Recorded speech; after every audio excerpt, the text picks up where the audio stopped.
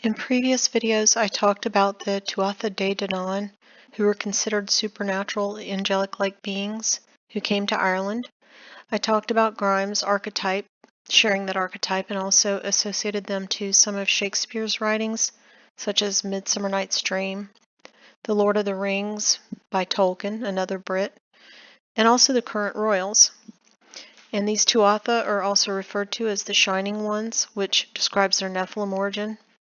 And it literally means people of the goddess Danu, Danu being a Celtic land or mother goddess. They're also referred to as fairies, or Sid, S-I-D-H-E, and Sid literally means a mound or a thrust, as in a thrust of wind. And since the Danann people were associated with mounds, they became known as the people of the Sid. And their association with the wind came from a belief that Danann had a presence in the whirlwind, which is Sid Goath, or literally a thrust of wind. So all the Sid were associated with many supernatural abilities and believed to live side by side with the human world, kind of like the Prince of the Power of the Air.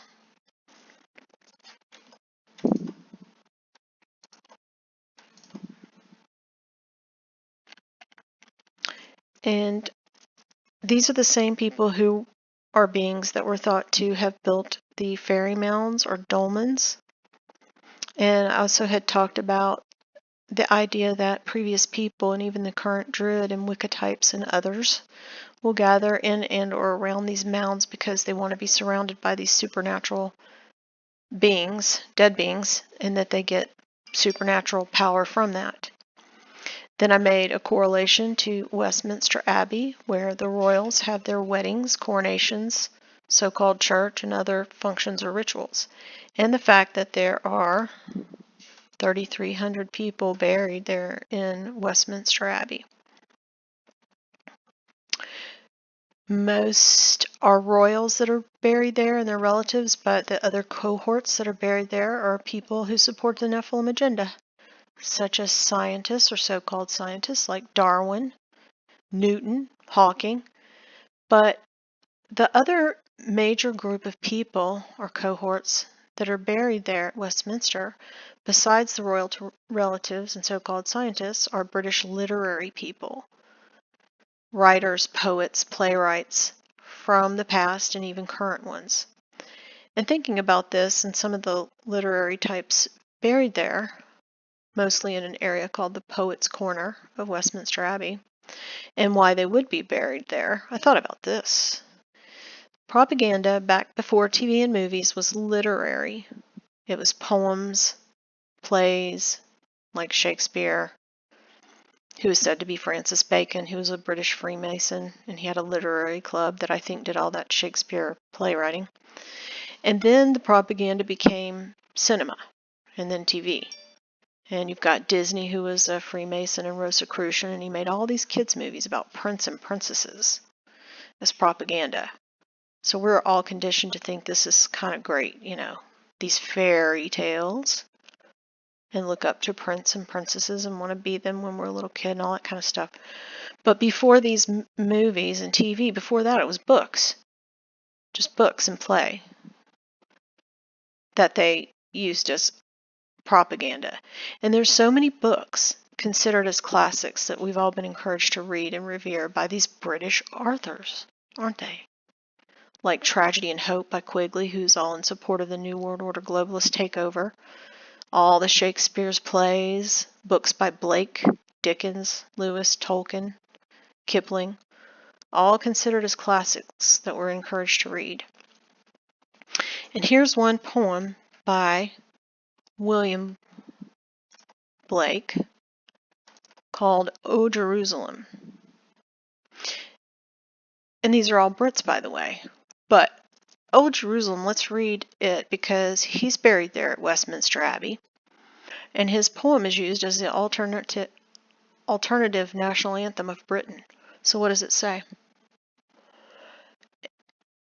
And did those feet in ancient time walk upon England's mountains green? And was the holy Lamb of God on England's pleasant pasture seen? Did the countenance divine shine forth upon our clouded hills, and was Jerusalem builded there among these dark satanic mills? Bring me my bow of burning gold, bring me my arrow of desire, bring me my spear, O clouds unfold, bring me my chariot of fire. I will not cease from mental fight, nor shall my sword sleep in my hand, till we have built Jerusalem in England's green and pleasant land. I don't know what that's supposed to mean, but William Blank is buried at Westminster Abbey, so is Dickens, so is C.S. Lewis, who's thought to be a Christian, but he kind of conflates a bunch of things, and I don't know how Christian he really is. Chaucer, Kipling, Harding, and Edmund Spenser. And this one is very interesting because Edmund Spenser is a lesser known writer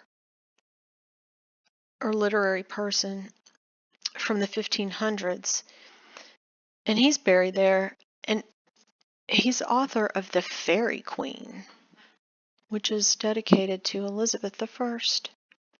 And apparently Shakespeare threw verses into his grave at Westminster. Very strange. So this is an epic poem by him, and it follows the adventures of a number of medieval knights, and it draws upon history and myth and the legends of King Arthur and Guinevere, which we've also talked about. So does it make sense now, the connections? So you've got all these British authors who would have been the propagandists of prior centuries who are also buried at Westminster Abbey. And they write about Nephilim shining ones and allegory and in a positive light, not to mention Lawrence Gardner, who wrote about all the same, but I don't think he's buried there, or maybe he's not dead yet. I didn't find that out. And then you have the royals.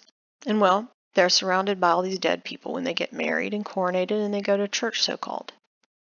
And Kate and William even had the song O Jerusalem sang by everyone at their wedding at Westminster Abbey. That's weird and creepy. But more than that, it's their religion.